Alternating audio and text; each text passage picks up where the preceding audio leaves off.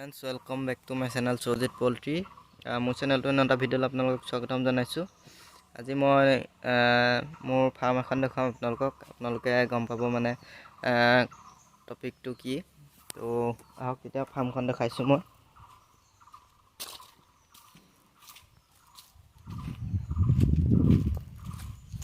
আৰু এইখন হ'ল মোৰ 1200 কেপাচিটি হয় ফাৰ্ম, প্ৰায় 85 আছে। দীঘলটো আৰু বহলটো প্ৰায় 24 ফুট। আৰু দেখিছে আপোনালোকে এইখনত প্ৰায় 1200 1200 ইমান ধৰে পোৱালি 85ত। আৰু এইখন ফাৰ্ম যদি বনাব হয় তেতিয়া মানে কিমান টকা পৰিব মই সেইটোৱে ক'ম আপোনালোকক। আজি মানে খৰচ কিমান পৰিব বনালে মানে। প্ৰথমে দেখিছে এয়া মানে বাঁহ আছে, প্ৰায় মানে বহুত বস্তু মানে বাঁহে বেছি লাগে ফাৰ্মখনত।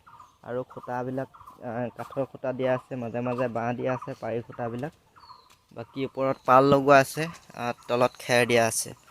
তো তেনেকুৱা ধৰণে মানে চিষ্টেমবিলাক হেৰি কৰা আছে। দেখিছে ওপৰত দেখিছে আপোনালোকে নিশ্চয় খেৰ দিয়া আছে। এনেদৰে ছাল বৈ পানী হেৰি কৰা আছে। আৰু এনেকৈ কৰিবলৈ যাওঁতে ধৰি লওক মোৰ হিচাপত, মোৰ ক্ষেত্ৰত দেই, আৰু ইয়াৰ ভেটিটো তোলোৱা হৈছিলে মানে এইখন বনাওঁতে অকল মানে ফাৰ্মখন, বাকী এইবিলাক ধৰা নাই বাচনবিলাক। এইখন বনাওঁতে ধৰি লওক মিনিমাম পালে হেঁতি আপোনাৰ 40-45 হাজাৰ টকা ধৰি লওক। আৰু ঘৰটো পালখন বা ছালবিলাক হাজিৰা মানুহ লাগিছে। তো 40-45 হাজাৰত মিনিমাম ঘৰটো ওলাই গৈছে মোৰ 40-45 হাজাৰ টকাত। বাকী ভেটি তোলাইছোঁ আৰু খুঁটা চুটা পকা খুঁটা লগোৱা নাই বাৰু। বাকী দেখিছে চব কাঠৰ খুঁটা, তামোলৰ খুঁটা আৰু বাঁহৰ খুঁটা লগোৱা আছে। আৰু এইবিলাক কৰিবলৈ যাওঁতে প্ৰায় 40-45 হাজাৰ টকা মোৰ খৰচ হৈ গৈছে ঘৰটোত।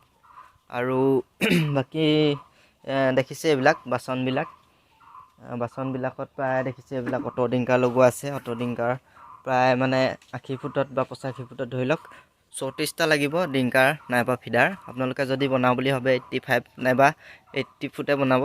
কাৰণ কেলৈ 85 বা 80 বনালে মানে 1200 পোৱালি যদি কেপাচিটি হয় তেতিয়া ধৰি লওক গৰম দিনত 1000 পোৱালি দিব। নাইবা যদি 1000 কেপাচিটি বনায় তেতিয়াহ'লে আপোনাক 900 বা 800 পোৱালিহে দিব। ঠিক তেনেকুৱা ধৰণে সেইটো কাৰণে আপোনালোকে সুবিধাৰ্থে কৈছোঁ 1200 1300 তেনেকুৱা ধৰণৰ মানে হিচাপত বনাব। তেতিয়াহে আপোনাৰ গৰম দিনত পোৱালিটো অলপমান হিচাপত পৰিব। গৰম দিনত যিহেতু মানে পোৱালিটো কমাই দিয়ে, সেইটো কাৰণে আপোনালোকৰ 1000 হ'লেও ধৰি লওক ফাৰ্মখনত ষ্টক থাকিব পোৱালি, সেইটো কাৰণে। আৰু দেখিছে ইয়াৰ পৰা প্ৰায় ইয়ালৈকে বহলটো প্ৰায় 24 ফুট 24.5 ফুট আছে। মানে এইটো চাইডে অলপমান ঠেক আছে, এইটো চাইডে 24 ফুট আছে। এইফালে প্ৰায় অকণমান বহল আছে, 24.5 ফুট আছে এইফালে। আৰু ওখটো দেখিছে প্ৰায় 13 ফুট 13.5 ফুট হ'ব, 13.5 ফুটে হ'ব ওখটো। বাকী এইফালে যিটো মানে হেৰি আছে এইটো পাৰি খুঁটাটো, তো সেইটো মাটিৰ পৰা ধৰি লওক আৰু প্ৰায় 8 ফুটমান আছে ওখটো। বাকী ইয়াত দেখিছে ফাৰ্মখনৰ মানে মেনেজমেণ্টখিনি হেৰি কৰি দিছোঁ আজি। বাকী বাচনবিলাক মানে কিমান কি লাগে সেইখিনি ক'ম।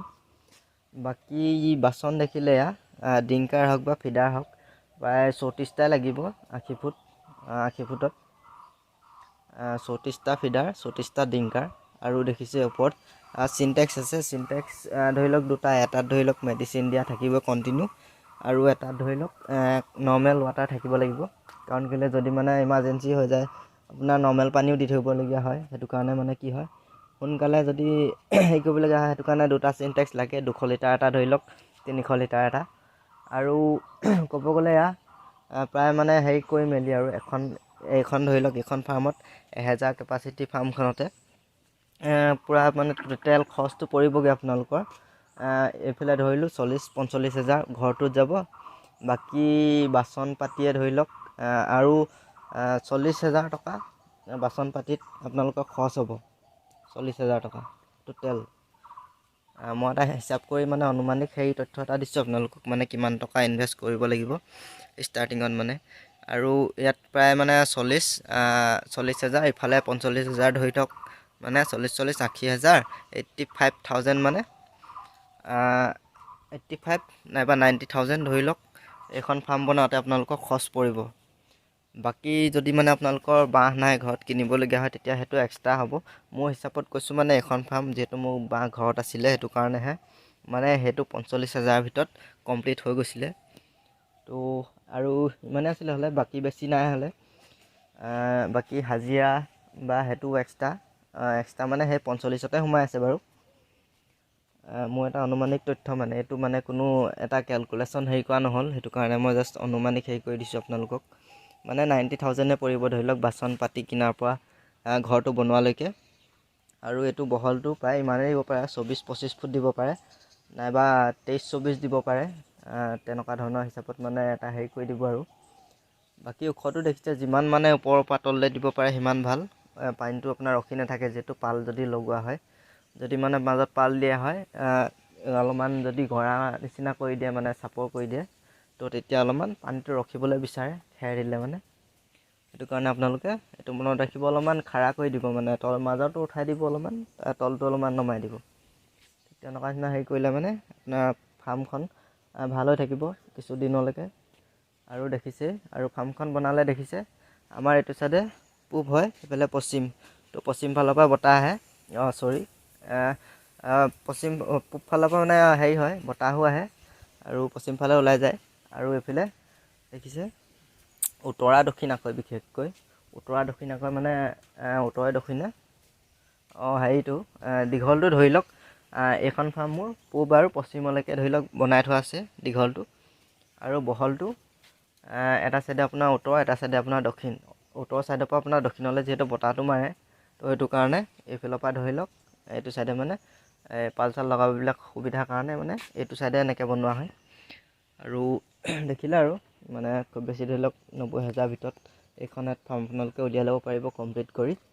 বাকী ধৰি লওক আমি অকল হাজিৰাৰ ওপৰতে নিৰ্ভৰ কৰা নাই, আমি নিজেও ধৰি লওক 3-4 দিন মাজে মাজে ধৰি লওক যিমান দিন লাগিলে ফাৰ্মখন বনাওঁতে, এই ফাৰ্মখন খুব কম সময়ৰ ভিতৰতে আমি উলিয়াই দিছিলোঁ। ধৰি লওক 15-20 দিন তেনেকুৱা ভিতৰত মানে উলিয়াই দিছিলোঁ, কাৰণ কেলৈ পোৱালিটো আমাৰ ফাৰ্মত ষ্টক আছিলে আৰু সোনকালে ইয়ালৈ নিবলগীয়া হোৱাত ধৰি লওক দিনে ৰাতিয়ে কাম কৰি আমি এখন ফাৰ্ম উলিয়াই দিছিলোঁ। আৰু বেছি মানে ইমান হেৰি হোৱা নাই। আৰু এইখনহে ফাৰ্ম দেখিছে মোৰ, এখন 110 ফুট আছে। এইখন 110 ফুট ফাৰ্মত মিনিমাম মোৰ প্ৰায় 1.5 লাখ টকা খৰচ হৈ গৈছিলে, কাৰণ এখন ফাৰ্ম ফাৰ্ষ্ট ষ্টাৰ্টিঙত আমি আৰম্ভ কৰিছিলোঁ। এখন ষ্টাৰ্টিং কৰিবলৈ যাওঁতে কি হৈছিলে, মাজত আপোনাৰ হাজিৰা বহুত পৰিলে, আৰু এইখনত অলপমান চালবিলাক ভাল ডাঙৰ ডাঙৰ বাঁহ লগোৱা আছে, আৰু খুঁটাবিলাকো অলপমান ডাঙৰ ডাঙৰ হেৰি দিয়া আছে। তেনেকৈ আপোনাৰ হাজিৰা বেছি পৰিলে, একো নাই বাৰু, ইমান দিনে ধৰি লওক হেৰিটো ওলালেগৈ আৰু।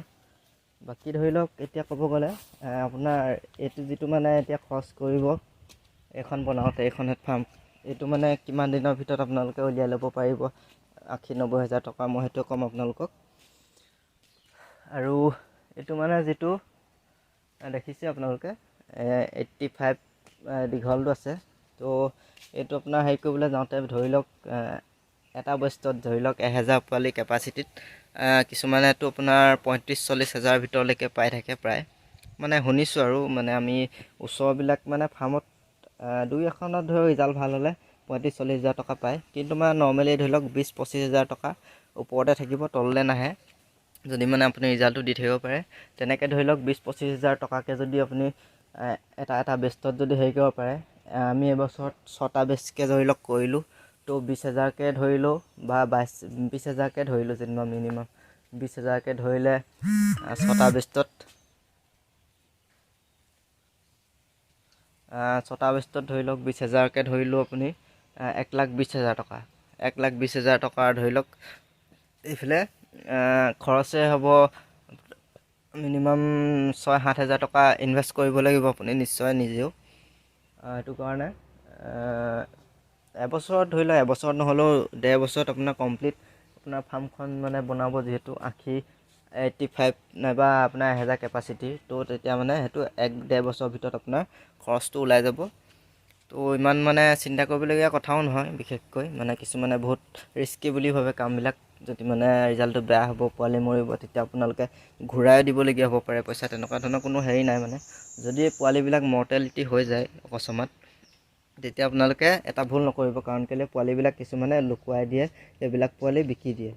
আপোনালোকে সেনেকুৱা নকৰি পোৱালি যিমান মৰে আৰু আপোনাৰ ধৰি লওক লাগিলে ফাৰ্মে খালী হৈ যাওক, কিন্তু আপোনালোকে পোৱালি তাৰ পৰা এটাও নেদেখুৱাকৈ নিলিখোৱাকৈ নাথাকিব ফাৰ্মত। বহীত মানে আপোনাৰ ডেইলি লিখিব, আপোনাৰ লাইন চুপাৰভাইজাৰ আহি থাকিব। তো যদি মানে ডেইলি লিখি থাকে লাগিলে ফাৰ্ম খালী হৈ যাওক মৰি, আপোনাৰ পৰা পইচা এটকাও নলয় মানে কোম্পানীয়ে। এইটো মানে বেমাৰ আজাৰত থাকিলে ধৰি লওক আপোনাৰ যদি হেৰি থাকে, তেতিয়া আপুনি যদি কয় ব্ৰাঞ্চত বোলে মোৰ লোকচান হৈছে, বোলে মোৰ পোৱালি মৰি বোলে আৰু বোলে 200 বা 300 আছে 1000ৰ ভিতৰত, তেতিয়া আপোনাক ধৰি লওক 100মান পোৱালি ছাবচিডি হিচাপত মানে আপোনাক দি দিব, বাকী 200 বা 100 কোম্পানীয়ে বিকিব। বাকী তেনেকুৱা ধৰণৰ আমাৰ হেৰি হৈ গৈছে বৰ্তমান। আগত আমি যেতিয়া ফাৰ্ষ্ট ষ্টাৰ্টিং কৰিছিলোঁ মানে ফাৰ্ষ্ট বেষ্টত মানে প্ৰায় 900মান পোৱালি মানে মৰ্টেলিটি হৈ গৈছিলে। তেতিয়া আমাৰ লাভ হোৱাৰ আশাটো মানে চান্সটো কমি গ'ল। সেইটো কাৰণে আমাক পোৱালি 100 দিছিলে। তেতিয়া অলপমান দামটো কম আছিলে, হ'লেও যেনিবা আমাৰ লোকচান হোৱা নাই। নহ'লে আমি এটাও পোৱালি তাৰমানে বিক্ৰী কৰা নাছিলোঁ, এটাও পোৱালি তাৰমানে একো হেৰি কৰা নাই। তেতিয়া মানে গম পালোঁ, তেতিয়াৰ পৰা মানে এইবিলাক মানে যিমান ৰিজাল্ট দিব পাৰিব সিমানে পইচাটো বাঢ়ি গৈ থাকিব। তো সেইটো কাৰণে কৈছোঁ আপোনালোকক, ৰিজাল্ট দিব আৰু মেনেজমেণ্টখিনি কৰি থাকিলে মানে নিশ্চয় ৰিজাল্টটো ভাল হয়। বাকী ইমান চিন্তা কৰিবলগীয়া কথা নাই। 1000 কেপাচিটিৰ ধৰি লওক 90,000 টকাত মোৰ হিচাপত মানে ওলাই যাব ফাৰ্মখন। বাকী 1-1.5 বছৰত ধৰি লওক ইয়াত যিবিলাক খৰচ হৈছিলে 80-90,000 টকা, সেইটো ওলাই যাব। বাকী ফাৰ্মখন বনাই হোৱাৰ পিছতো 6-7 হাজাৰ টকা ধৰি লওক প্ৰত্যেক বেষ্টতে আৰু ভুচি পেপাৰ নাইবা ধৰি লওক বাল্ব চাল্ববিলাক কিনা, তেনেকুৱা ধৰণৰ হেৰিবিলাক বস্তুবিলাক কিনোতে মানে 6-7 হাজাৰ টকা খৰচ পৰিব। তো ইমান চিন্তনীয় কথা নহয়। 6-7 হাজাৰ টকা ধৰি লওক আপুনি 20,000 টকা নাইবা 10,000 টকাকেও ধৰি লওক ৰাখি গ'লেও ধৰি লওক 2 বছৰত 20,000 কেও ধৰি লওক হেৰি হৈ যাবগৈ, ইমান প্ৰব্লেম নহয়। মোৰ হিচাপত যদি বনাব বিচাৰে তো আপোনালোকে নিশ্চয় বনাওক। তো ইমানে আছিলে। হ'লে ভিডিঅ'টো ভাল লাগিলে লাইক কৰি দিব, চেনেলটো ছাবস্ক্ৰাইব কৰি ল'ব। আকৌ লগ পাম নেক্সট ভিডিঅ'ত। ধন্যবাদ।